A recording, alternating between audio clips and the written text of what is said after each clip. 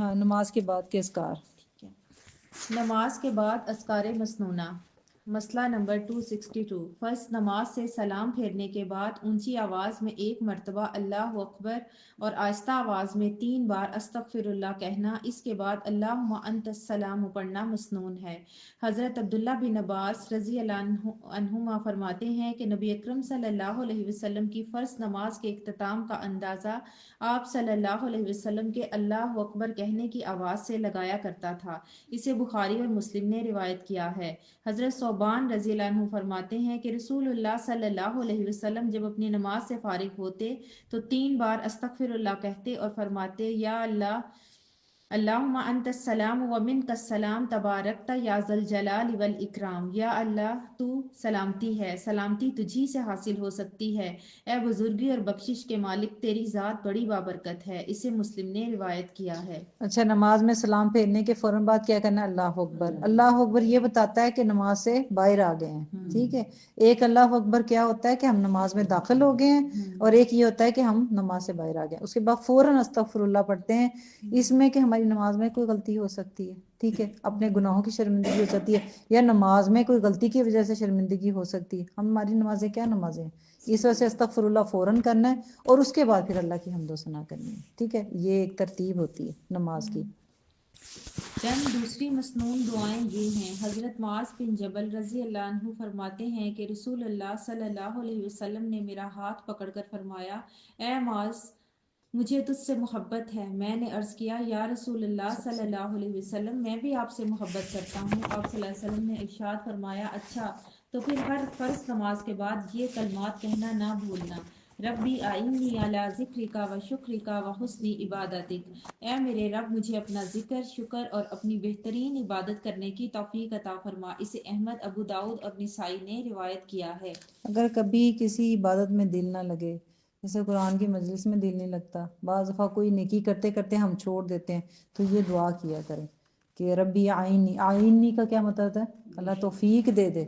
کیونکہ بعض دفعہ ہم اچھی نماز ہی نہیں پڑھے، روزہ رکھ رہے ہیں مگر وہ مزہ نہیں آ رہا ہے، قرآن پڑھے ہیں مگر مزہ نہیں آ رہا ہے، حق ادا نہیں ہوتا نا. کہیں نہ کہیں اندر لگتا ہے کہ شاید ہمارے گناہ ہی ہیں جو وہ لذت، صحابہ جیسا لذت ہم کیوں نہیں پا رہے. تو پھر اللہ سے دعا بھی یہ کریں، ربی آئینی علی ذکرک و شکرک و حسن عبادتک. اچھا، یہ صرف دعائیں پڑھ لیں کیونکہ ماشاءاللہ سے سب کو آتی ہوں گی، تو بس یہ ذکر ہم لوگ کر لیتے کہ نماز کے بعد کے کون کون سے اذکار ہوتے ہیں.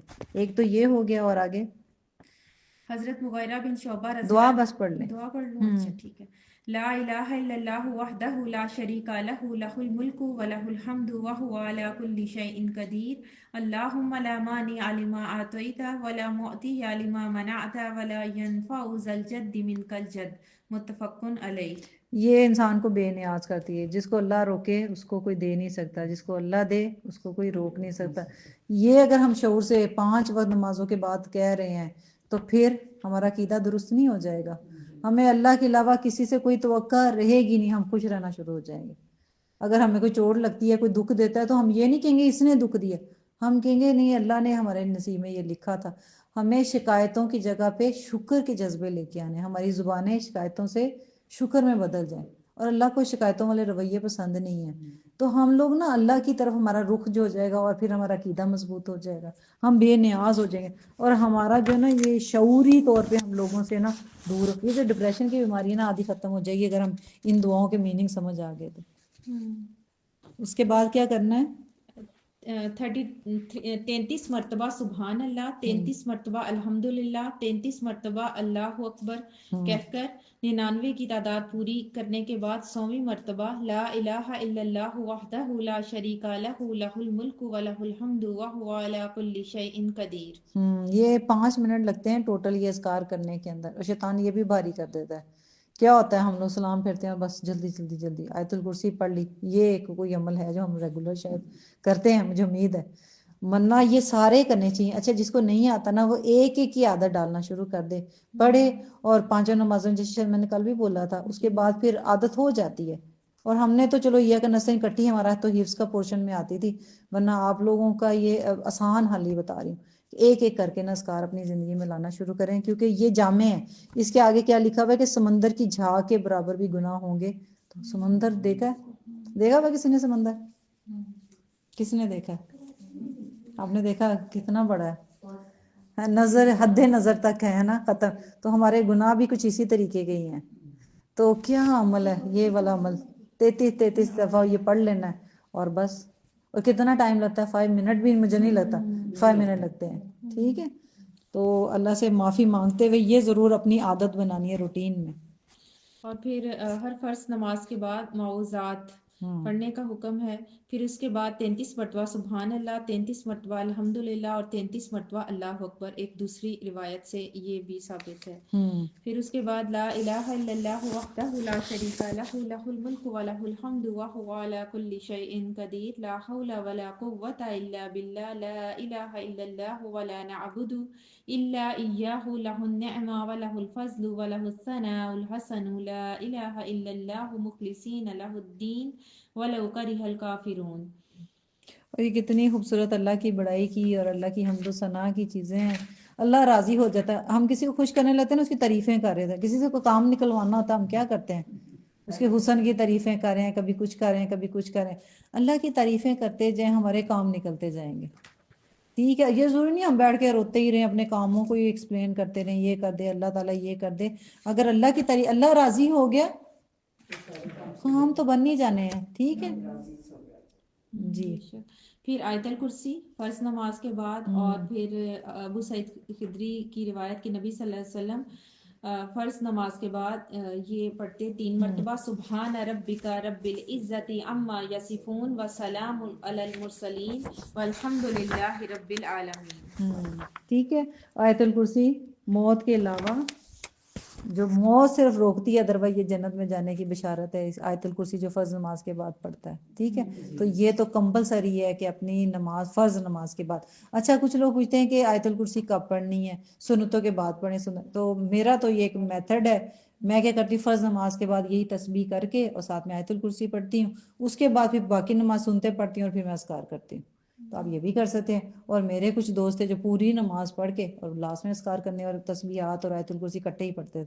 تو یہ جیسے ہاں طریقہ دونوں ہی ٹھیک ہے.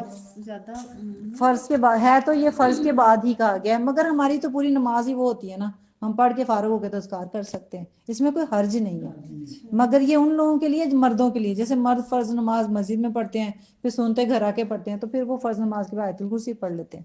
ٹھیک ہے، تو یہ ہے فرض نماز کے بعد ہی کا. مگر ہماری تو ظہر کی نماز پوری ہی پڑھ کے، فرض ہی پڑھ کے اٹھتے ہیں. ٹھیک ہے. اچھا، یہ کوشش کریں کہ یہ اپنے ہاتھ سے دعائیں لکھا کریں اور پھر اس کو صدقہ جاریہ بھی بنائیں.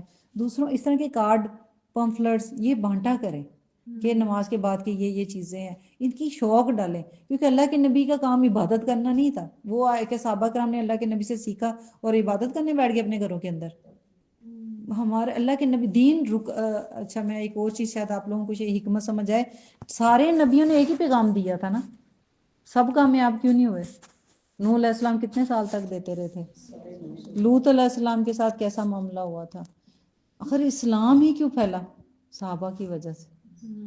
اللہ کے نبی کے جو ساتھی تھے نا، انہوں نے اسلام جیسے ہی انہوں نے سیکھا، وہ مدینہ سے نکل گئے تھے. اگر وہ مدینہ میں بیٹھے رہتے، ہمیں تو اللہ کے نبی سے بڑی محبت ہے، ہم تو نہیں اٹھتے، ہم تو نہیں جاتے، ہم تو یہیں بیٹھ کے بس پڑھتے رہیں گے. تو ہمارا کام کیا ہے؟ یہاں آ کے روز پڑھتے ہی رہنا ہے، آگے کچھ نہیں کرنا ہے. تو ہمارا وہ جو اللہ کے نبی کا مشن یہ تھا نا، دین کیا ہے؟ پہنچانا ہے. جو آپ نے یہاں سے سیکھا ہے، پہلا عمل تو یہ کہ آپ اپنے گھروں میں پہنچائیں، لگائیں، لکھیں، جو بھی ایکٹیویٹی کر سکتے ہیں. بہترین تو یہ کہ ایک نسل تیار کرنی ہے ہم لوگوں نے. پہلے تو اپنے گھروں کو مسلمان کریں، یہی پروڈکٹیو بچے نکلیں گے باہر. تو کیا ہم کہہ سکتے ہیں کہ ہمارے بچے کل کو باہر جا کے فائدہ مند ہے؟ نقصان دہ تو نہیں ہے. کیا میری بیٹی دوسرے گھر میں جا کے فائدہ دے گی یا نقصان دے گی؟ کیا میرا بیٹا کل جس کے ہاتھ میں نسلیں ہوں گی، کیا وہ اچھی نسلیں تیار کرے گا کہ نہیں کرے گا؟ یہ ہم نے اپنے آپ سے سوال کرنا ہے. تو آج ہماری ذمہ داری کیا ہے کہ اپنے بچوں کو دین دیں، ہم ان کو مسلمان تو کریں، پھر اس کے بعد ہم کسی اور کا سوچتے ہیں. ٹھیک ہے. اس کے علاوہ بھی اگر بچے نہیں ہیں تو بہن بھائی ہیں، بہن بھائیوں کے بچے ہیں، رشتہ دار ہیں، ہمسائے ہیں، سب کی ذمہ داری ہم پہ عائد ہوتی ہے. حقوق ہے نا، ہمارے حقوق ہیں. ہمارے سب سے پہلا حق تو اللہ کا ہے، اس کے بعد کس کا ہے؟ اللہ کے نبی کا ہے. تو اللہ کے نبی ہمارے درمیان کیا چھوڑ کے گئے تھے؟ انہوں نے کیا گواہی لی تھی کہ جو یہاں موجود ہے آگے پہنچا دے. تو ہم یہاں پہ بیٹھے کیا کہہ رہے ہیں؟ جو یہاں بیٹھے ہیں اب ان کی ذمہ داری کیا ہے؟ آگے پہنچا دے. میں یہ تو گھر میں خود بھی پڑھ سکتی تھی, میں تو پڑھتی رہتی ہوں. میں تو یہ فجر کے ٹائم پڑھی ہے یہ کتاب میں نے, تو میں پڑھ لیتی, مجھے تو بڑا مزہ آیا اس ٹائم پڑھ کے تو میں سو جاتی. تو یہ تو نہیں نا ذمہ داری ہے ہماری کہ ہم نے پڑھ کے خود نماز اچھی کرنی اور سو جانا. ٹھیک ہے, تو رستے بھی خود سوچیں. اب ٹھیک ہے, اب بعض لوگ بول نہیں سکتے ہیں, بعض لوگ لکھ تو سکتے ہیں, ٹائپ تو کر سکتے ہیں, واٹس ایپ تو یوز کر سکتے ہیں, فیس بک تو یوز کر سکتے ہیں, اسٹیٹس تو لگا سکتے ہیں. تو ایک حدیث کو اسٹیٹس پہ لگا لیں, کون سا مشکل ہے. بک تو یوز کر سکتے ہیں, اسٹیٹس تو لگا سکتے ہیں, تو ایک حدیث کو اسٹیٹس پہ لگا لیں, کون سا مشکل ہے. کل پرسوں میری ایک دوست کی کال آئی ہوئی تھی, تو میں اس کو کہتی تم کیا کر رہی ہو, بس وہ دنیا داری کے کام مجھے بتانے لگی. تو میں نے کہا تم کچھ نہیں, میری صحت ہے, میری بیک پین ہے, میرا یہ ہے, میرا وہ. میں نے کہا ٹھیک ہے, واٹس ایپ تو تم چلاتی ہو نا, گروپ بناؤ, جتنے رشتے دار سہیلیاں جو بھی ارد گرد ہیں جن سے تم گپیں لگاتی ہو, سب کا گروپ بناؤ, حدیثیں شیئر کرو. یہ تو کر ہی سکتے ہیں نا, یہ کون سا مشکل ہے. کل کو ہم اللہ کے سامنے یہ تو کہہ سکیں گے, یا اللہ تو نے جو کام دیا تھا, جو کرنے گئے تھے وہ کر کے کچھ تو کر کے آئے نا, چاہے وہ ٹوٹا پھوٹا ہی صحیح. ٹھیک ہے, تو یہ نہیں کرنا کہ صرف سن کے تو بس چلے جانا کہ باجی نے بڑا اچھا پڑھایا. جی اب اگلا, ہاں جی. نماز میں جائز امور. مسئلہ 264. نماز میں خدا کے خوف سے رونا درست ہے. حضرت عبداللہ بن شقیق رضی اللہ عنہ فرماتے ہیں کہ میں نے نبی اکرم صلی اللہ علیہ وسلم کو نماز پڑھتے دیکھا. نماز میں رونے کی وجہ سے آپ صلی اللہ علیہ وسلم کے سینے سے ہانڈی کے جوش کی طرح کی آواز آ رہی تھی. اسے احمد, ابو داؤد اور نسائی نے روایت کیا ہے. اچھا, رونا جائز ہے نماز کے اندر, مگر یہ اپنے ذاتی معاملات کے اندر رونا نہیں ہے, خدا کے خوف سے رونا ہے. ٹھیک ہے, یہاں پہ کیا لکھا ہوا ہے, خدا کے خوف سے. یہ نہیں کہنا کہ میری ساس نے یہ کیا, میرے میاں نے آج مجھے بڑا بولا, پوری نماز ہی اس سے میں نکل جائے کہ میرا بچہ آج مجھے بڑا تنگ کر رہا ہے. تو یہ ایک رونا عورتوں نے اپنے لیے رکھا ہوا ہے, روتی رہتی ہیں, ساس کو پکڑا ہے تو رو ہی جاتی ہیں. ٹھیک ہے, یہ نہیں ہے نماز کا مقصد, نہ ہماری زندگی. اگر ہمارا شوہر صحیح نہیں ہے, یا ہماری ساس ٹھیک نہیں ہے, یا سسرال ٹھیک نہیں ہے, یا بچے ٹھیک نہیں ہیں, یہ ہماری آزمائشیں ہیں. اگر ساس نہ ہوگی تو کوئی اور ہوگا, اگر میاں نہیں ہے تو کوئی اور. اچھا, جن کے میاں فوت ہو گئے ان کو کوئی دکھ نہیں ہے زندگی میں, ان کو اور دکھ بہت ہوں گے, ان کو تو ساری دنیا آزمائش بن جاتی ہے. تو جن کے اگر میاں ٹھیک ہے تو ان کے بچے آزمائش نہیں ہو سکتے. بعض دفعہ تو بیٹے ہی اتنا آزمائش بن جاتے, بعض دفعہ بیٹیاں آزمائش بن جاتی ہیں. ٹھیک ہے, تو یہ جو ساری زندگی کے معاملات ہیں نا, اس کو آزمائش سمجھیں اور صبر کریں, اور نماز اپنے اللہ سے اپنا تعلق ٹھیک رکھیں. ہمارا کام کیا ہے یہاں پہ, ہم اللہ کی عبادت کرنے آئے ہیں, اللہ کو راضی کرنے, ہم نے جنت میں جانا ہے. یہ ہماری پوری زندگی کا مقصد ہے. ہم یہاں پہ یہ رشتہ داریاں نبھانے, گھر گھر کھیلنے نہیں آئے ہوئے. ٹھیک, سمجھ آ رہی ہے بات کی.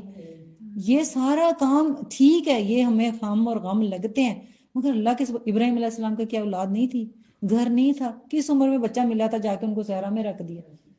وہ ان کو بیٹا پیارا نہیں ہوگا, کیا ان کو اپنی فیملی پیاری نہیں ہوگی؟ نارمل لوگ تھے وہ, مگر ان کا مقصد یہ نہیں تھا. ہمارا مقصد یہی بن گیا ہوا.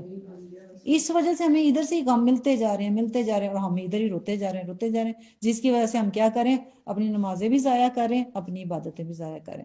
اب کئی خواتین یہاں کیوں نہیں آتی, قرآن پڑھنے کیوں نہیں آ رہی؟ بچے, گھر, میاں, سسرال, یہ چار چیزیں رکھی ہوئی ہیں.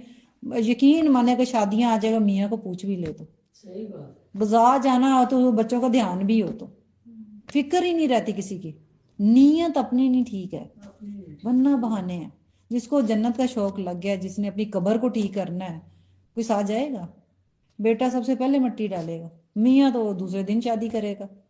تو پھر ہم کس کے لیے اپنی آخرت تباہ کرنے بیٹھے ہیں؟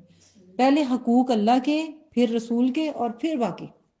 ماں باپ کے گھر میں ہے تو والدین کے, شوہر کے گھر میں ہے تو شوہر کے. ٹھیک ہے, ترتیب صحیح رکھیں. نماز میں بیماری یا بڑھاپے وغیرہ کی وجہ سے عصا پر ٹیک لگانا یا کرسی وغیرہ استعمال کرنا جائز ہے. حضرت ام قیس بنت محصن رضی اللہ عنہما سے روایت ہے کہ رسول اللہ صلی اللہ علیہ وسلم کی عمر مبارک جب زیادہ ہو گئی اور موٹاپا بڑھ گیا, تو آپ صلی اللہ علیہ وسلم نماز کی جگہ پر عصا رکھتے اور دوران نماز اسی سے ٹیک لگا لیتے. اسے ابو داؤد نے روایت کیا ہے. یہ جو قیام ہے نا, یہ رکن ہے. ٹھیک ہے, تو یہ تو لازم ہے. اگر جو بالکل نہیں کھڑا ہو سکتا ہے تو وہ بیٹھ کے نماز پڑھ سکتا ہے. ٹھیک ہے, یہ ابھی دونوں چیزیں پوچھنا چاہتے, کرسی پہ بیٹھ جائیں, کرسی پہ بیٹھ جائیں. اکثر سوال ڈائریکٹ یہی آتا ہے کرسی پہ بیٹھ جائیں. اب میں کہہ دوں کرسی پہ بیٹھ جائیں تو وہ ساری بیٹھ جائیں گی, ٹھیک ہے، تو یہ رکن ہے، اس کو نہیں چھوڑ سکتے. جو بالکل ہی نہیں کھڑی ہو سکتی، جن کو کوئی ہڈیوں کا مسئلہ ہے، کچھ پرابلم ہے، تو وہ کرسی پہ پڑے. مگر کرسی کے آگے کوئی سخت چیز، کوئی جیسے میرے آگے گدی پڑی ہے، نہیں رکھ سکتے. اکثر خواتین کو میں نے دیکھا آگے گدیاں رکھ کے اس پہ سجدہ کرتی ہیں. کوئی تختہ رکھ کے، کوئی جانماز رکھ کے کچھ بھی نہیں رکھتے. بالکل کیا کرنا ہے، ہلکا سا رکوع میں ہلکا سا جھکنا ہے، سجدے میں اور زیادہ جھک جائیں، آگے سے بالکل ہٹا لیں ساری چیزیں. ٹھیک ہے، بس یہی ہے پوسچر جو ہمیں کرسی کا پوچھا جاتا ہے. تو اگر سجدے میں بعض لوگ ہوتا ہے قیام نہیں کر سکتے مگر سجدہ کر سکتے، بعض لوگ ہوتے ہیں سجدہ نہیں کر سکتے قیام کر سکتے ہیں. جیسے میری پرابلم تھی کچھ سال پہلے کی بات ہے، تقریباً 7 سال پہلے. 7 سال پہلے تو میں اور بھی ینگ لگتی ہوں گی دیکھنے میں، بزرگ آنٹی تو نہیں لگتی ہوں گی. اب میں مسجد میں گئی تو میں جا کے کرسی پہ بیٹھ گئی کیونکہ میں سجدہ نہیں کر سکتی تھی، کیونکہ میں سر نیچے جھکاتی تھی تو مجھے ڈیزینس کا پرابلم تھا. تو وہ مجھے کہی جا رہے ہیں تم کرسی پہ ہو، کرسی چھوڑو، کرسی چھوڑو. کرسی تو بزرگوں کے لیے. ہر بندے کا ڈفرینٹ بیماری ہو سکتی ہے. اب جو یہ رخصت ہے نا، یہ اس بندے کو پتہ ہونی چاہیے کہ مجھے رخصت کس چیز کی ہے.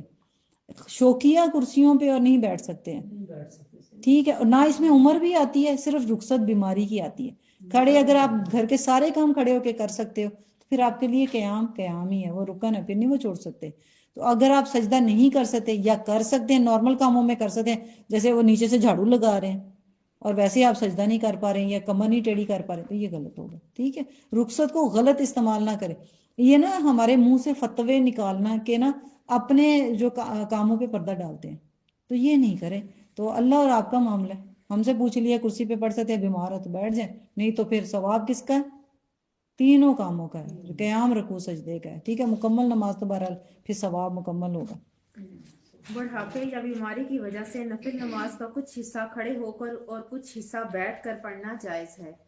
تکلیف دہ اور مضر چیز کو نماز کی حالت میں مارنا جائز ہے. حضرت ابو ہریرہ رضی اللہ عنہ کہتے ہیں کہ رسول اللہ صلی اللہ علیہ وسلم نے فرمایا، نماز میں سانپ اور بچھو کو مار دو. اسے احمد اور ابو داؤد نے روایت کیا ہے. اچھا، کوئی نقصان دہ چیز نہ ہونا تو پھر خیر ہے، گزرنے دو. یہ ہم ہر وقت وہ جو کیڑی آ رہی ہے وہ بھی یوں کر رہے ہیں اور آگے سے یوں یوں کرے، وہ بھی غلط ہے. ٹھیک ہے، کوئی خطرناک چیز ہے تو کر دیں. یہاں پہ کیا تھا بڑھاپے کی وجہ سے. اچھا، یہ جو آدھی نماز بعض ہوتا ہے ہم نیچے بیٹھ جاتے ہیں، ہمیں نا کمزوری فیل ہوتی ہے. سورہ فاتحہ پڑھ لی ہے تو تراویح میں ہوتا ہے نا لمبی نماز ہوگی، قرات لمبی ہوگی، تو ہم فیل کریں کہ ہم فریش ہیں، پھر کھڑے ہو جائیں. بیچ میں بھی کھڑے ہو سکتے ہیں. یہ بھی ایک چیز ہے جو میرا خیال ہے کہ بتا دیجیے بہتر.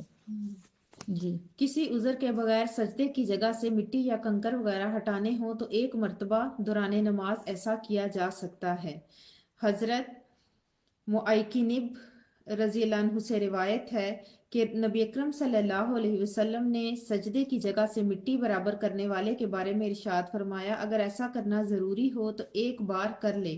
اسے بخاری اور مسلم نے روایت کیا ہے. یہ جیسے ہم سجدہ کرنے لگتے ہیں یا کہیں کھلی جگہ پہ ہیں، میدان میں ہے، تو ایک دفعہ ایسے جگہ صاف کرتے ہیں، مگر لگاتار اٹھ رہے ہیں سجدے میں جا رہے ہیں. اکثر خواتین کو دیکھا نا سجدے میں جا رہی ہیں تو کوئی نہ کوئی وہ جیسے یہ نقاب ہوتا ہے وہ بچھا رہی ہیں یا پھر جگہ کو بار بار صاف کر رہی ہیں. تو یہ کھیل نہیں بنانا ہے، ایک دفعہ جگہ کو صاف کریں اور پھر سجدہ کر سکتے ہیں. ٹھیک ہے. امام کو اس کی غلطی سے آگاہ کرنے کے لیے مردوں کو سبحان اللہ اور عورتوں کو تالی بجانے کی اجازت ہے. نمازی بوقت ضرورت غیر نمازی کو متوجہ کرنا چاہے، مثلا بچے کو آگ کے قریب جانے سے روکنے کے لیے کسی کو متوجہ کرنا، تو مرد کو سبحان اللہ اور عورت کو تالی بجا کر متوجہ کرنے کی اجازت ہے. حضرت ابو ہریرہ رضی اللہ عنہ کہتے ہیں کہ رسول اللہ صلی اللہ علیہ وسلم نے فرمایا، نماز میں کوئی ضرورت پیش آنے پر مردوں کے لیے سبحان اللہ کہنا اور عورتوں کے لیے تالی بجانا ہے. اسے بخاری اور مسلم نے روایت کیا ہے.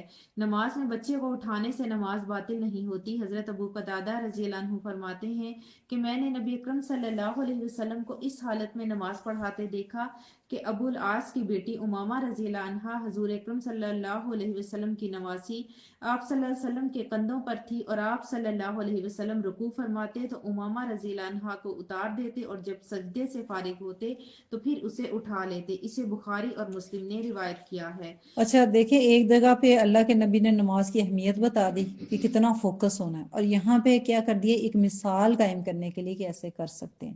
شفقت بھی ہے، محبت بھی ہے، اور بچوں کی ٹریننگ کے لیے بھی ہے کہ بچوں کو ساتھ نماز کے لیے لایا جا سکتا ہے. نماز کے اندر ڈسٹربنس ہے تو ان کو اٹھایا جا سکتا ہے، مگر تربیت لازمی ہے.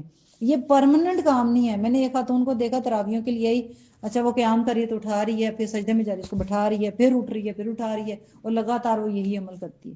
تو یہ اس طرح کا نہیں ہے. دین کی اصل خوبصورتی کو سمجھیں کہ اللہ کے نبی نے یہ کام کر کے دکھائے اس لیے تاکہ یہ کبھی کبھار کر سکیں.